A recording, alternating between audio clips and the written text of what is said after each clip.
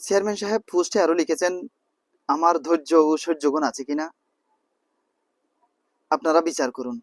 আমরা জনগণ তো 14 বছর ধৈর্য সহ্যগুণ দেখিয়েছি না? ওনার তো এখনো 14 দিনও হয়নি। 14 মাস, 14 বছর, সে তো অনেক দূর। উনি পোস্টে আরো লিখেছেন, পার্শ্ববর্তী রশিদনগর ইউনিয়নে আজকে কি ঘটে গেল। রশিদনগর আমাদের প্রতিবেশী ইউনিয়ন।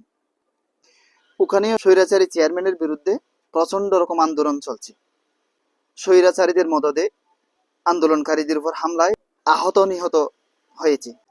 চেয়ারম্যান সাহেব লিখলেন, পার্শ্ববর্তী রশিদনগর ইউনিয়নে আজকে কি ঘটে গেল, আমার এখানেও ঘটতে পারতো।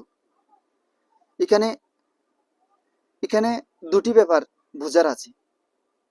প্রথমটি হলো, তিনি ইঙ্গিত দিচ্ছেন এরকম হামলা আমাদের ঈদগাহেও তিনি ঘটাতে পারেন, নতবা ঘটাবেন, নতবা ঘটাতে বাধ্য হবেন।